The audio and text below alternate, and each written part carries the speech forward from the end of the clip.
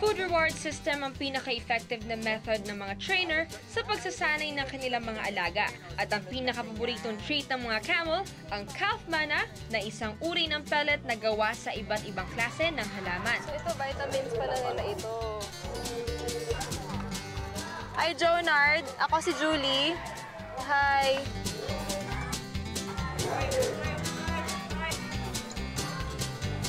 Mamaya na.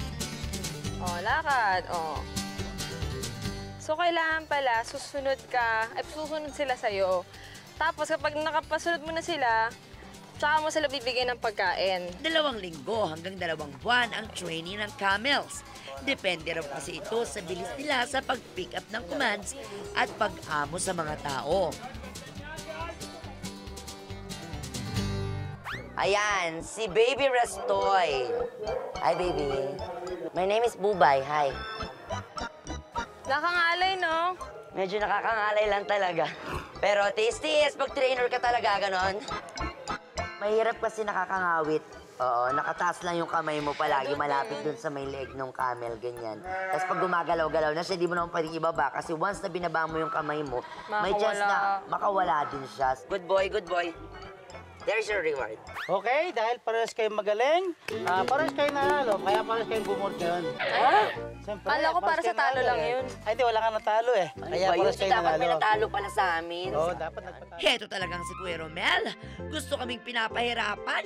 Ang labo.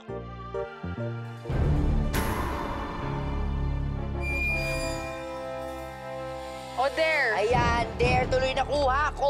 Oh. Okay, Ayan. O, There. pantay. here, not there. Okay, may asti sa loob. Ano kayang there ito? Gusto ko to. Mag-zipline. Humuli ng bibe o pato. Sobra naman yon. Okay, ito na aking dare. Akala naman nila atrasan ko. Maghuli ng bibe tsaka pato. Very easy. Go, go, go, go, go! Ba't sinasadya nila pumunta doon? Okay, yay!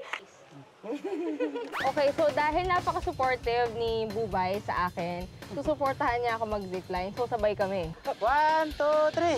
Okay, bye-bye! Hello!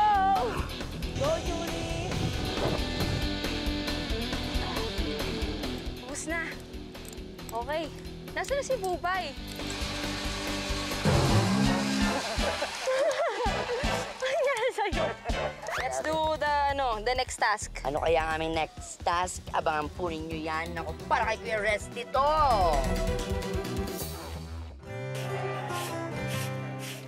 Bata pa lang si Kuya Resty ay tinuruan na siya ng kanyang amang kutsero na mag-alaga ng kabayo. Naging advantage niya ang kaalaman na ito nang pumasok siya sa Zootopia noong 2010.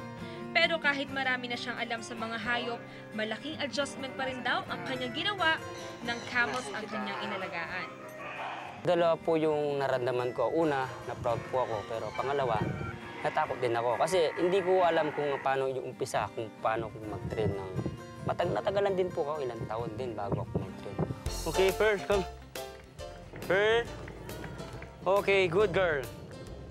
Nag-research ng bonggang-bongga si Kuya Resty sa internet at sa mga kapwa niyang trainer para matutunan ang behavior ng camels at kung ano ang dapat gawin para sumunod ito sa kanya. Aba, effort, di ba? Ipo-reward ko na naman, dito na naman, iikot ko na naman sila doon.